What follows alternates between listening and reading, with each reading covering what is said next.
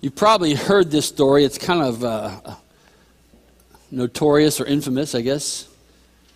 Susie was with her mother. She was getting ready for Christmas dinner in the kitchen, and she watched as her mother took the roast and cut off about an inch off the end and put it in the roasting pan and put it in the oven. And she said, Mommy, why do you cut off the end of the meat before you put it in the oven? Her mother thought. She said, I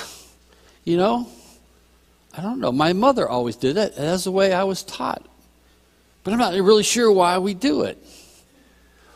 Susie said, well, why don't we go ask Grandma? She's out in the living room.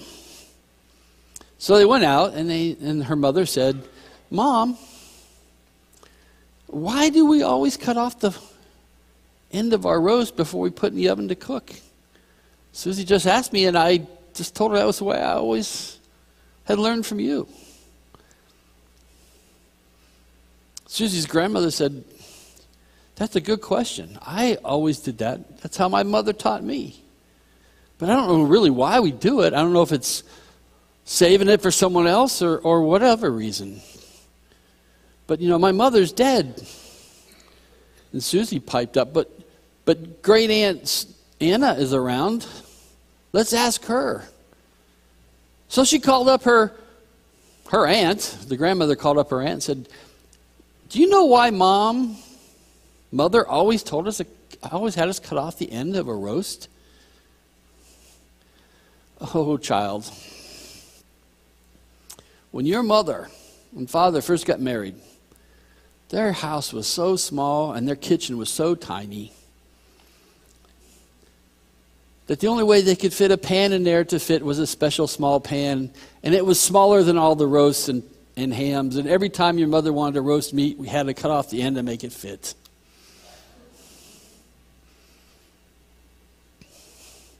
We do that. We still do things, don't we? And not really sure why, but it's just the way we've always done them. And we're not really kind of in on the reasons behind it, or the meaning behind it. We do things in worship, but we don't always know why we do things in worship. Now, there are rules and there are unwritten rules. There are commandments and there are traditions. We have commandments. We have enshrined within our own congregational constitution the commandments, the rules of what makes someone a voting member. You have to come once and have communion as part of the community once every 2 years. And you have to contribute financially of record once every 2 years. That's pretty much what you have to do to be a member of the congregation. And affirm your faith. But there are unwritten rules. There are kind of traditions that we have that people will be involved in things when they come here. Maybe take part in faith formation time or learning, or be involved in a team or a ministry of some sort. That's not necessarily a written rule, but that's kind of a tradition. That's an expectation. There's also those that are not spoken of, but I'm sure that you all agree that we don't think that it would be acceptable for someone to come to worship in a bikini or a Speedo.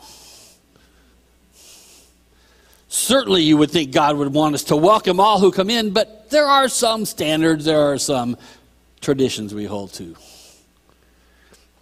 You see, when Jesus was confronted by the Pharisees and these scribes that had come from Jerusalem, they were coming to not only to question him about his disciples, but they're coming to trap him. They wanted to catch him in because they thought he was teaching a different law, that he was doing away with the commandments that God had given to Israel, the thing that they held to as their identity as a people. And yet, Jesus confronts those who come and try to get him with the truth of their situation.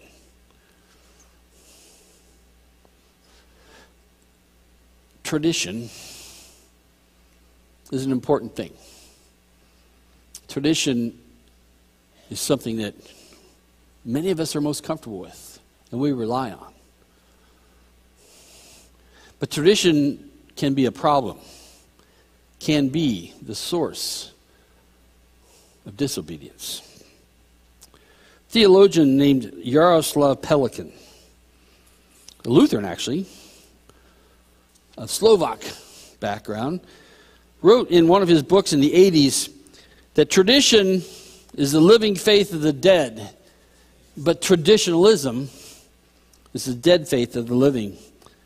He said that tradition is something that lives in conversation with the past, and while it remembers where we are and when we are, it supposes that we still have the power and the will to change, to decide what's right, what expresses the truth for us in our time and place.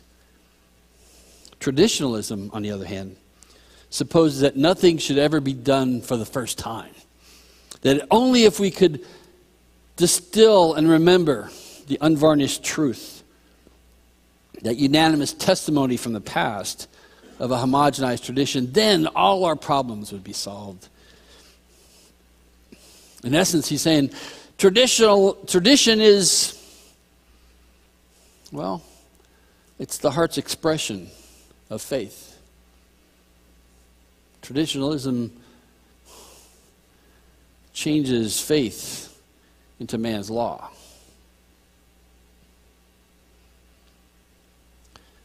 Pelikan also wrote, I suppose I should add that it is traditionalism that gives tradition such a bad name. He's really right. I mean, how often do we take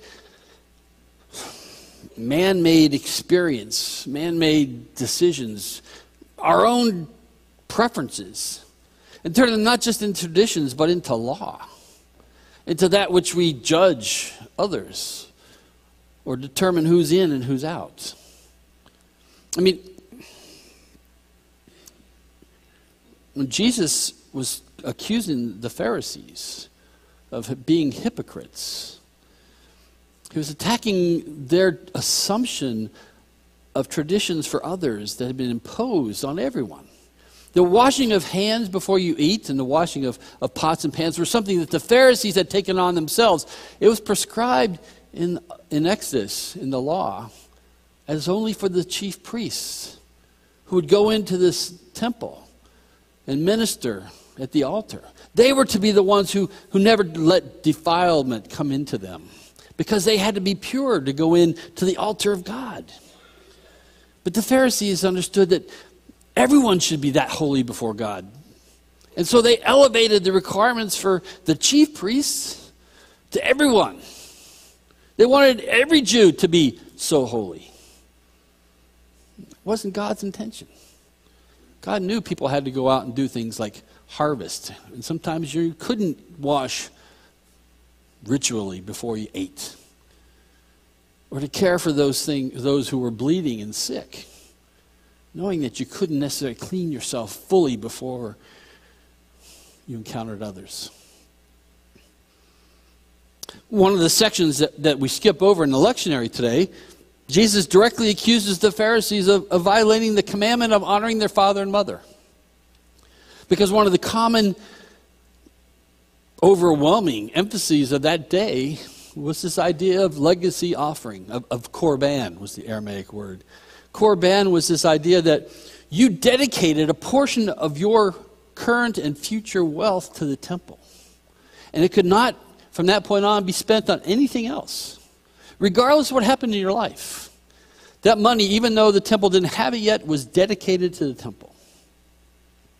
See, the problem was in those days, there wasn't Social Security and Medicare. There weren't retirements and pensions and 401ks.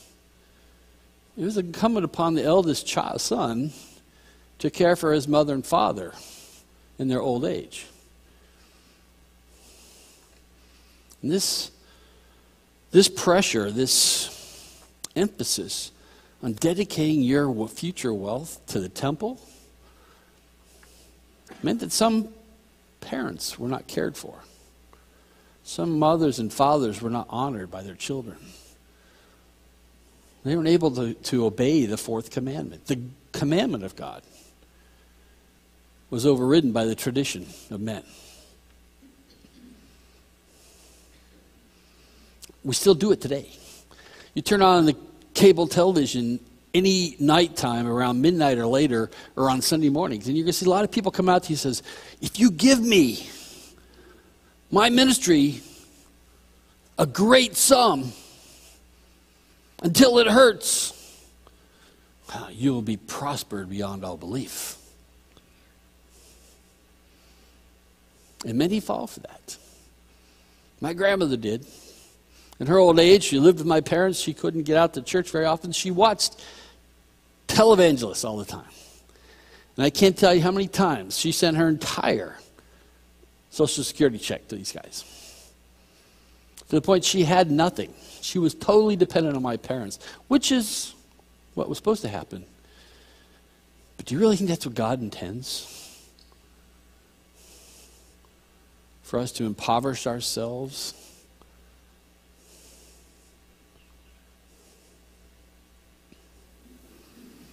Sometimes we cut off the end of things without knowing why. Sometimes we set standards in places where it's just because we're comfortable with it. Not that it's necessarily faithful to God's commandments. How many of y'all remember the communion wars the last 30, 40 years? I can't tell you how many churches I encountered. And the first one I was called to, where communion was celebrated once a month. And that was a big improvement, they thought. That was a big innovation, because it had been once a quarter before for many years. And the idea of going to communion every single week, that was a terrible idea.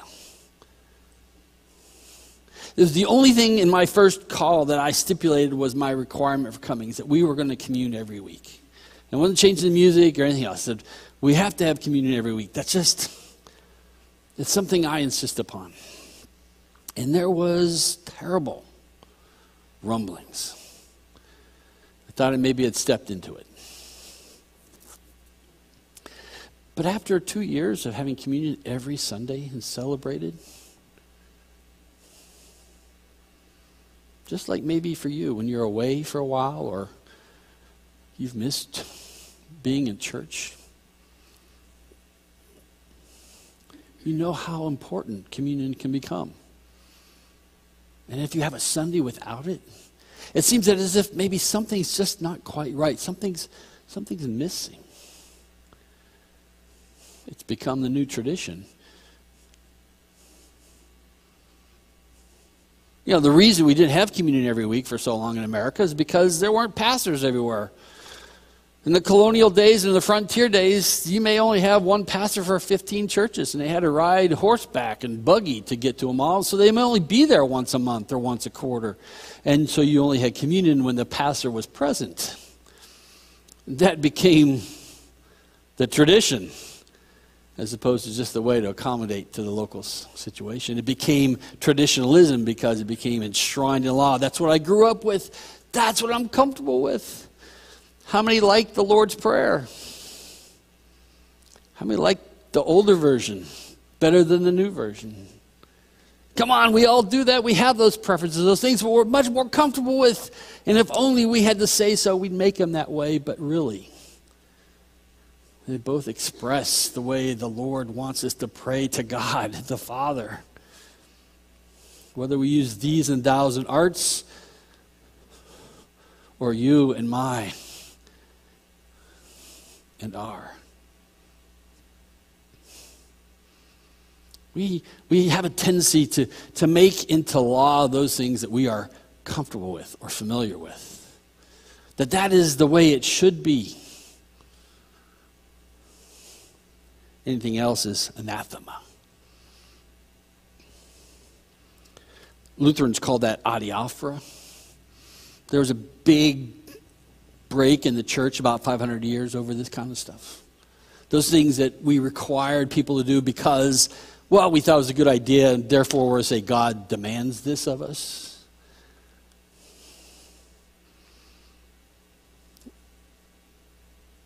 But even the writers in the New Testament don't necessarily buy into that. One of the other texts for today is from the letter of James, the first chapter. And that section ends at verse 27, in which, with this, it says, religion that is pure and undefiled before God the Father is this: to care for the orphans and widows in their distress, to keep oneself unstained by the world. That, in essence, is what the intention of God's commandments are. We should love God and our neighbor as ourselves. And all the rest is up to us. Traditions that allow us to share how we see faith and truth for our time and place, for our families, for our congregations, for our communities, which may not be the same way it's experienced by our children or grandchildren. But it's important for us to know why it is we say and do those things. And what is at the heart of our traditions? What is at the heart of our expressions of faith? Are we far from God?